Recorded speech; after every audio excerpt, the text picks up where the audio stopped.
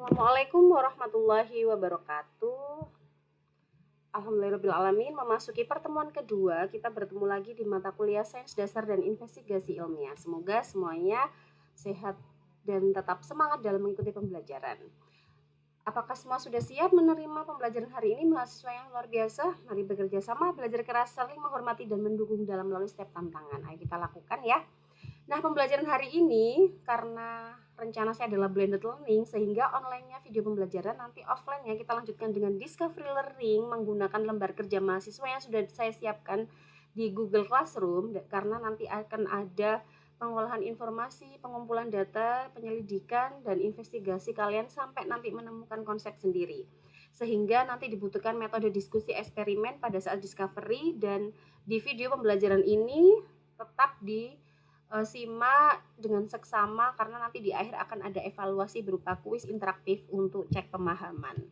Nah, sebelumnya persepsi dulu ya, setelah minggu lalu yang sudah kita bahas ilmu pengetahuan atau sains itu sendiri ternyata berbeda ya, ilmu sendiri itu dan pengetahuan sendiri itu ternyata memiliki konsep yang berbeda.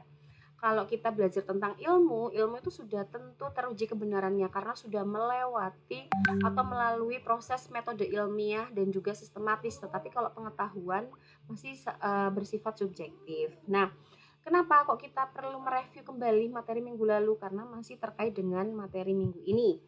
Nah, sebelum kita lanjutkan ke materi hari ini, kita menyemangati diri kita dengan ayat Al-Quran seperti ada di layar ini bahwa kita harus tidak boleh cepat puas dalam belajar, haus akan ilmu pengetahuan, belajar dan belajar karena Allah akan mengangkat derajat orang-orang yang berilmu.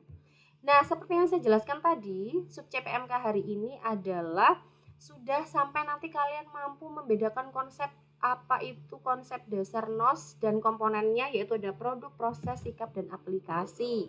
Serta nanti implementasinya akan saya lanjutkan ke discovery learning yang sudah saya jelaskan di awal tadi. Nah, apa sih produk itu? Nah, hasil dari kegiatan ilmiah seperti fakta, konsep, prinsip, hukum, dan teori. Ini hanya contoh yang saya berikan, tapi kalian sudah banyak belajar mulai dari sekolah dasar, menengah, sampai atas, itu sudah banyak sekali mungkin ya.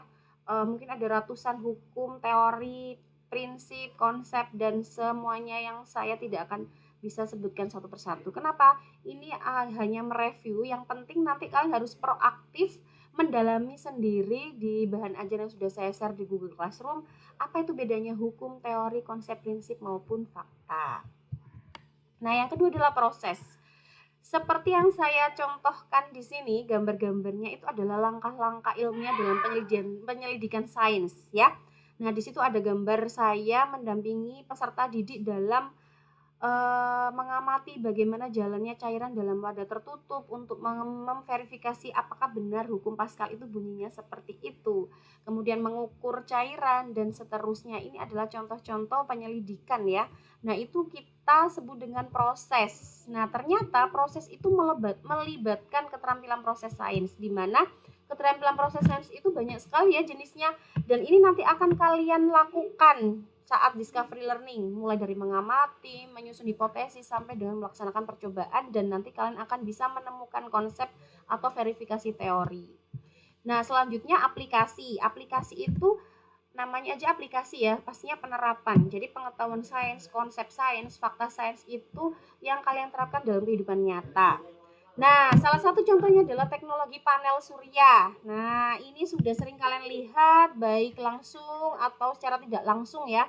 Dan ini prinsipnya adalah mengubah sumber energi cahaya matahari ke energi listrik. Nah, itu adalah contoh-contohnya. Nah, bagaimana sih productionnya? Solar electricity production ini lebih detailnya sudah saya share di Google Classroom. Nah, contoh yang kedua, pada saat kita melihat bagaimana air tercemar yang kita murnikan kembali ke air yang bersih dan layak kita gunakan lagi, ini adalah contohnya. Nah, ini adalah penerapan atau aplikasi konsep filtrasi atau pemisahan campuran yang sudah kalian pelajari dulu ya. Nah, ini contoh pemisahan campuran secara sederhana, ini bisa kalian terapkan juga dalam kehidupan sehari-hari. Nah, setelah ini biasanya tingkatannya itu nanti lanjut ke destilasi. Ini baru cara pemisahan campuran yang sederhana. Nah, itu adalah contoh tadi. Sekarang kita lanjut ke sikap. Sikap sendiri itu adalah nilai atau karakter ya yang dikembangkan dalam kegiatan sains. Jadi, pada saat nanti kalian ke laboratorium atau di luar kelas, pada saat investigasi ilmiah, melakukan keterampilan proses, pasti akan mengalami yang namanya gagal percobaan. Nah, harus ulet ya nanti, kemudian nggak boleh memanipulasi data, harus jujur. Kemudian terbuka, saat hasil kita itu ditanggapi orang lain, kita harus terbuka menerimanya. Itulah contoh atau karakter yang nanti bisa kalian terapkan dalam setelah ini ya, setelah ini melakukan investigasi ilmiah. Nah, coba ini saya ada pernyataan menyimpulkan hasil eksperimen tergolong dalam komponen apa. Coba kalian cek mana yang sesuai. Oke, nanti nanti bisa disampaikan ya jawabannya pada saat kita bertemu di kelas. Kemudian untuk refleksi dari video pembelajaran ini, tolong disiapkan bukunya atau catatannya. Ini ada beberapa refleksi yang nantinya akan saya tanyakan pada saat offline, gitu ya. Kemudian setelah kalian tadi refleksi, tolong disempatkan 20 menit atau 10 menit cukup kayaknya ya untuk melakukan cek pemahaman dengan link yang sudah saya share di sini. Semoga nanti hasilnya baik semua ya, memuaskan. Nah, untuk mengakhiri video kali ini, saya ada kata-kata, jadi sains itu bukan hanya pengetahuan ya, tapi cara kita berpikir dan bertindak, sehingga apa yang sudah kita pelajari nanti tolong diterapkan dalam kehidupan sehari-hari ya. Tidak hanya menghafal teori, tidak hanya belajar teori, tapi juga diaplikasikan dalam kehidupan sehari-hari. Yang pasti semoga bermanfaat untuk semuanya. Terima kasih dari saya. Jangan lupa setelah ini kita akan berjumpa di Discovery Learning dengan lembar kerja yang sudah saya siapkan. Dari saya cukup. Wassalamualaikum warahmatullahi wabarakatuh.